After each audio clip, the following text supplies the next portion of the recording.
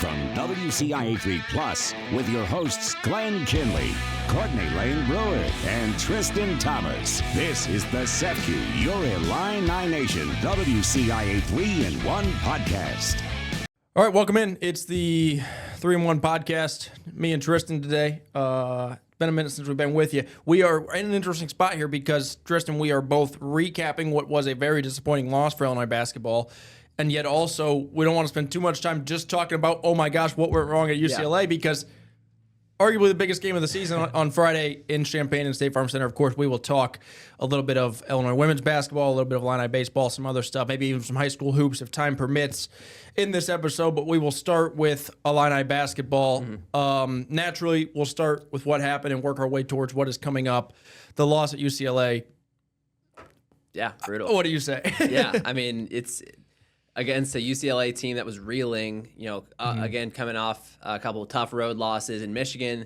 Then they get back home, and they're, I think, as you pointed out, like kind of a different team at home. Like they're a lot better for whatever reason. Yeah, I think they're something like 30-3 at home in the last 2 years. And that was certainly part of it. But then Illinois gets off to this hot start. It's like looks like the USC game part 2. Illinois is just going to run away with this thing.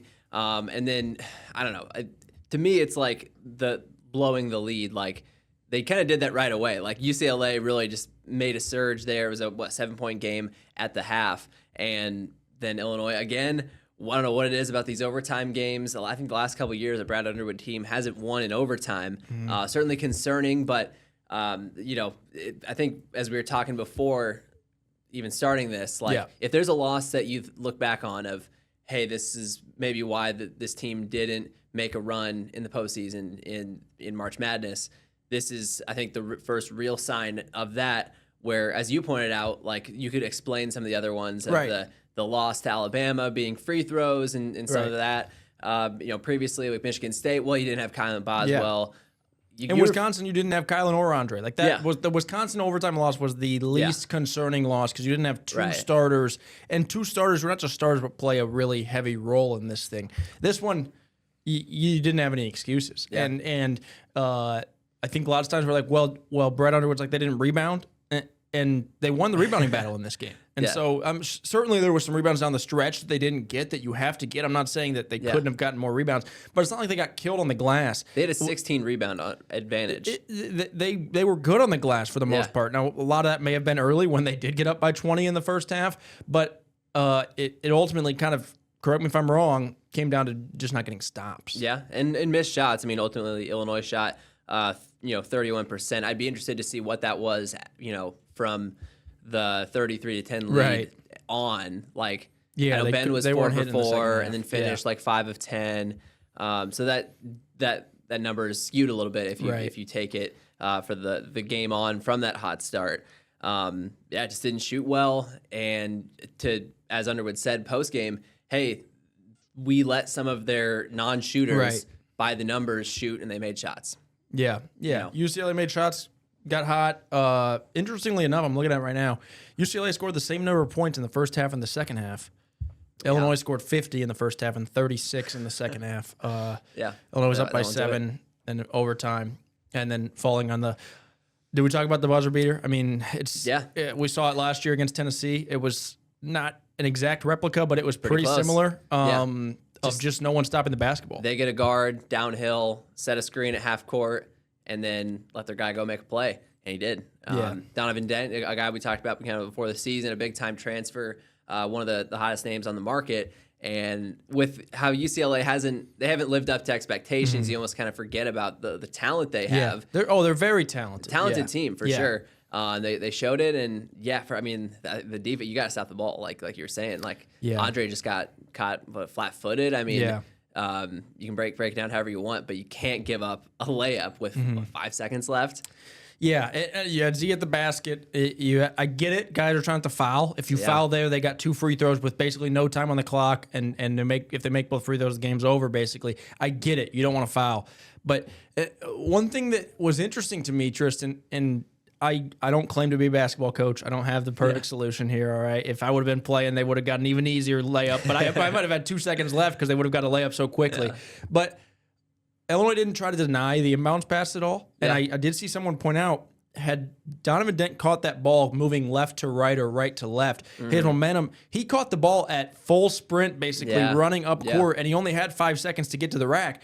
And so had he been moving left to right, he doesn't have time to get to the basket. Now he has to shoot a jump shot instead. So obviously, if you go back in time, you change it, I guess. I don't know what you would do differently other than, hey, maybe don't let him run right by you. Brett Underwood said after the game, like, that wasn't the game plan. And I think we know that much. People are like, Brett, that's what Brett Underwood drew up? No, that is not what Brett Underwood drew up. Brett Underwood did not say they knew let they him were get a going to layup. screen at half court like that. So, I mean, they'd seen that play before against Tennessee. Yeah. Like, the whole plan was, he said after the game, the whole plan was to get him to either veer left or right so that he couldn't get all the way to the basket for a layup and have to shoot a jumper, or to make him pass. And they didn't do either of those things. Yeah. So. And look, big picture, and it's funny, I don't have the perspective of watching this game. I was covering state wrestling, which is a good time in itself. But look, okay, I think Illinois, the hot start they were on, you say, okay, can this team win the Big Ten regular season?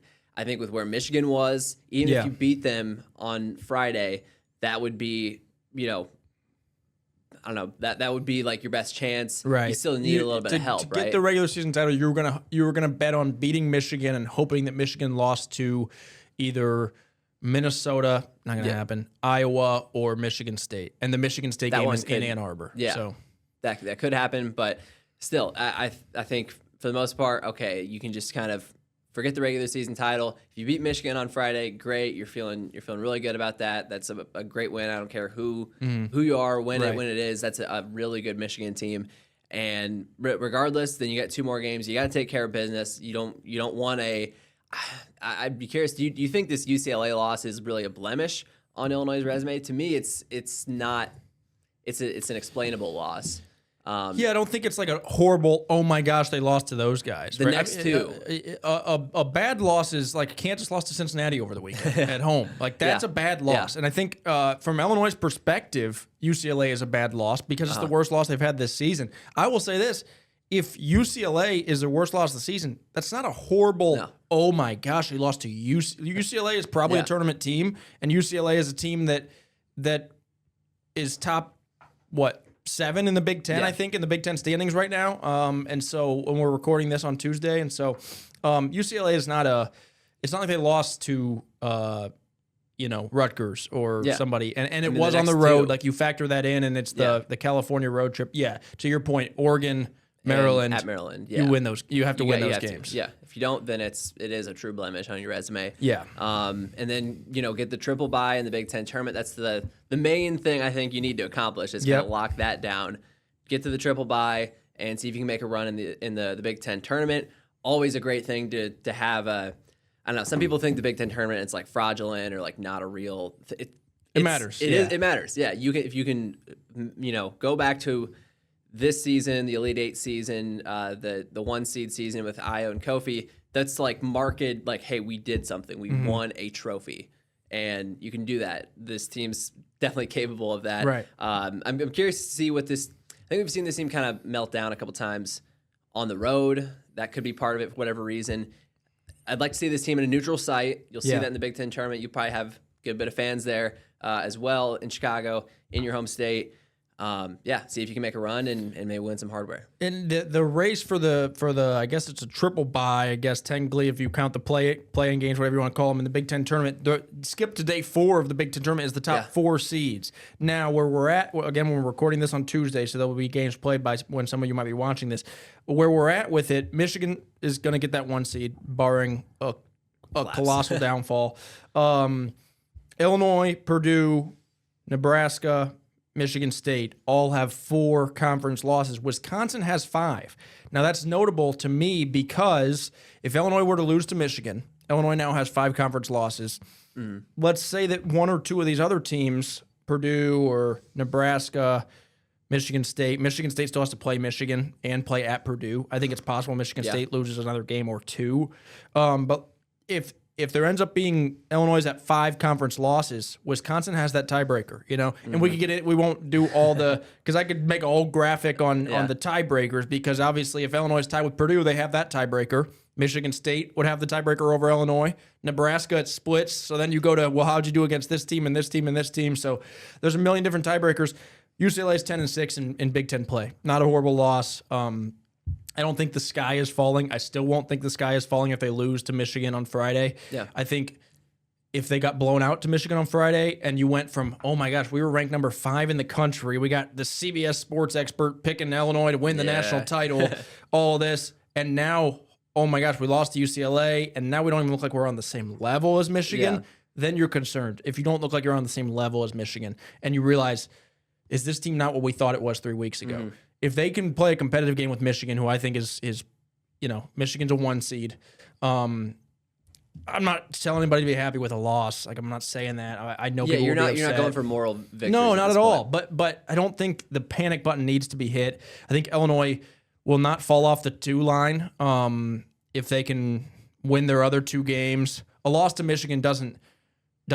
They're not going to say, well, actually, they were a 2 seed, now they're a 4 seed because they lost to Michigan, right? And so you go to the Big Ten tournament, you win a game or 2 or more there, and you feel good about going to the tournament. And I think the main priority for Illinois right now is keeping that 2 seed, and then from there you figure out where they go and if they can play close to home. Any other basketball notes before we pitch to break here and come back and talk a little bit about other topics? I was trying to effort this, but I couldn't find it. Robert Rosenthal posted on his Twitter. It's been a long time since Michigan has beat Illinois. I remember the John Gross, John Beeline days where Michigan owned Illinois. This is a different Michigan team. This is the toughest Michigan team I think Illinois has seen in the Underwood era. This is the toughest Michigan team that's been there in a long time. in a long time. So it's a different beast, but still, Illinois, they know that going in. Like, Illinois has had this team's number. Got that big win at Michigan last year. And, big chance to kind of shoot your shot. You want to be competitive, but at the end of the day, you're not playing with a lot to lose, if that makes sense. It's a big one. Morez Johnson Jr. returns to Champaign in what will be the first meeting of 2 top 10 teams in the country in Champaign since 2006. Technically the first in State Farm Center. It was in Assembly Hall in 2006, and it is a really big game. So I expect a good atmosphere. We're going to have you covered on that game. We're also going to have you covered on boys basketball regional championships this Friday. So we'll be covering a whole bunch of different stuff. After this, we're going to talk women's basketball for Illinois, and then we'll probably talk a little Illini baseball if we have time, and then hope to get to some high school stuff after that. All right, Tristan, let's talk Illinois women's basketball. Probably overshadowed. I don't want to say overshadowed, but Illinois men's basketball has been so exciting this year, and people are so high after the big wins and so mad after the losses. Shauna Green took a team that lost, I'm going to forget somebody, Kendall Bostic, Genesis Bryant, Adalia McKenzie, and Bryn Shoup Hill. And Mykyra Cook, who was hurt last year, but those other 4 played 35 minutes a night last year. She took a team that lost probably as much, I don't know this for a fact, but probably as much as anybody lost in the Big Ten. And right now, I believe they're an NCAA tournament team. Illinois, Shauna Green has her team 19-8 overall, 9-7 in Big Ten play. They've won their last 3 games and have a big one on Thursday at Iowa. That'll be a big game. Iowa's ranked number 9 in the country. But it's been a heck of a year, and the freshmen on this team are really playing good. The freshmen, not just Ciara Parchment. Ciara Parchment's been 4-time Big Ten freshman of the week. So she just continues starting to settle into that Kendall Bostic role of does a double machine, but then also she can shoot it. She can handle the ball. Shoot it from 3, as KB was more of the mid-range player. But just does a little bit of everything, kind of that point forward. I guess kind of if to comp a men's player like David a little bit. Some of that similarities, skill set. But then Destiny Jackson just got a career high 19 points back in her hometown Chicago area from Whitney Young. 19 points, set the freshman assist record for a season. Just been a player that Shauna Green just gave the keys to the Ferrari right away, and she's done a pretty good job facilitating. But then I think slowly adding the scoring to her game as well. We've seen her really get confident. Shooting from 3. She can get to the basket, get downhill. Just love the skill set and the passion she plays with too. A tough player, I'm thinking back to one of the recent Big Ten games where she took a charge. Yeah. She was on the floor. I'm thinking of the Washington game at Washington. And then it's tough for this team because I think if the casual, maybe non-women's basketball person kind of spotlighted the USC game. Okay, they sold out. Cool. Let me tune into this. And then they made it a game a little bit. It was only a single-digit loss, but ultimately not probably one of their worst performances of Big Ten play, just with how they shot it and just didn't rise to the occasion. But since then, and a USC, even without Juju Watkins, still a team that's a good team. Yeah. Jazzy Davidson's big time. Yeah. Like they've got a lot of talent. Since then, they've been on a tear. 3 straight 20+ wins, game wins over lower competition in the Big Ten. But you can beat teams you're supposed to beat. Yeah. If you don't blow them out, everybody's mad. So if you do, nobody wants to give you credit. So they've been beating not good teams by a lot. Yeah. They got 2 tough ones to end the regular season at Iowa and then versus Minnesota, who's also ranked. But gosh, I hate to look ahead too much because this team is good, right? Yeah. This season, right? Like they will likely play in the NCAA tournament, which. Doing that in back-to-back years, I mean, that's significant for this program, very significant. So I hate to take anything away from this team, but it's hard not to look at the future and say, you go down the list, I mean, and correct me if I get one of these wrong, but Destiny Jackson, freshman, Sierra Parchment, freshman, Aaliyah Guyton, sophomore, Jasmine Brown-Haggard, junior, Maddie Weber, junior, I'm going to forget Barry Wallace. Yeah, hello. I forget Barry Wallace, like the best sophomore. And so Gretchen Dolan is now a sophomore because she got a redshirt approved for last year when she didn't play much due to injury. This team is so young, and I know it's 2026, and keeping a group together is not easy in this day and age because the transfer portal exists. Shauna Green kept the last group together, and I don't want to put words in her mouth, but I would imagine she would like to keep this group together. And if she can, man, there's plenty of reason to be excited about the future of this program. And there was some of that kind of big picture talk after the UCLA game where that felt like a chance for Illinois to really get – they had a marquee win in the Maryland game, but it felt like a chance with their star player getting in foul trouble and still even then not even Illinois' best performance. On their best night, I think Illinois could have won that game. But Corey Close, the UCLA coach, said, hey – I know that there's the urge to go hit the portal and do all these things, but if you stay together, like a good chunk of her team has, now she's added in the portal too, for sure. But if you're able to stay together, if you're able to stick with this culture, you're gonna win games. And I think the team heard that, and the team kind of knew that. They said, yeah, like we know the talent that's here. It seems like there's positives for going forward this season and beyond. And, like you're saying, it would be a lot of fun to see this group stick together and kind of break the mold of what we've seen in college basketball of everyone's not just chasing the opportunity, but they understand the culture. They know Shauna Green's a good coach, and they're just going to trust the process and see it out and kind of grow together as a team. Yeah, and to be clear, we're not saying I ignore Illinois has used the transfer portal, right? Like Letty Vasconcelos is a transfer, Maddie Weber is a transfer, Aaliyah Guyton is a transfer, Jasmine Brown-Haggard is a transfer. It's not that they're not using the portal or getting players from the portal. It's also not that they don't lose anyone to the portal. They have lost players to the transfer portal. It's not that. It's that typically, and I think they would probably hope it continues to be this way, the players they get from the portal or from high school aren't there for just 1 year. Not never, but oftentimes end up staying 2-3 years at Illinois after they come in, whether that's from high school or from the transfer portal. That's special. I think there's a high ceiling. There's a high ceiling this year. I don't want to look too far ahead and be like, well, how about maybe 2028? It might be good. No, it's exciting right now. And it's a team that I think is fun, and it's exciting to see the growth. I mean, just the growth that we've seen Destiny Jackson make throughout this season, and not just her, but she comes to mind because she's turned out to be really good. Fun fact, Illinois men and women basketball combined have won, I believe it is 13 Big Ten Freshman of the Week awards this year. Wow. Let me do the math in my head. That's 6 for Keaton Wagler, 4 for Sierra Parchment, 2 for David Mirkovic, and 1 for Destiny Jackson. 13 Freshman of the Week honors. The next most in the Big Ten is 8. and I think that's USC, and no one else has more than 5. That would be Arenas and Davidson probably are a big part of that. And so you're looking at, 5 more than the next team, and then 8 more than everybody else after that. There are some good freshmen. There's some good freshmen across the country right now. Yeah. There's some good freshmen in Champaign, Illinois. It's an exciting time. Last notes before we talk a little bit of baseball and then go to break?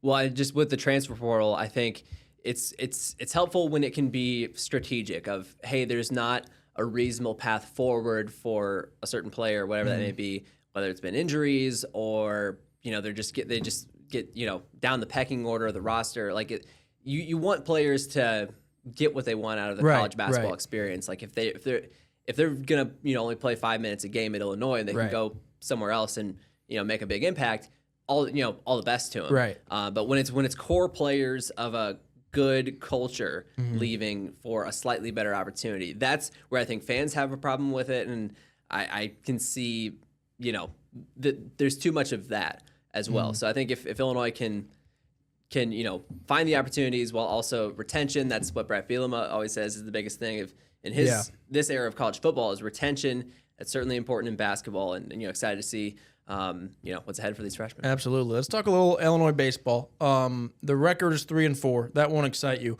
What will excite you is that this team just beat number 6 Coastal Carolina 14-5. Yeah. Talk about a big win and one that the Illini are now hoping, of course, to carry some momentum forward. I mentioned we're recording this on Tuesday. By the time you listen to this, they probably will be playing or have already played another game. Illinois actually has its second home game. The weather got a little nice in Champaign, working a couple home games in the month of February and at Illinois Field, and so Illinois is hosting Lindenwood on Wednesday. If you're listening to this and it's 1:00 on Wednesday, you can get out there. It's a 3 p.m. first pitch on Wednesday. Illinois versus Lindenwood, and then they go to Greenville, South Carolina for a trio of games there.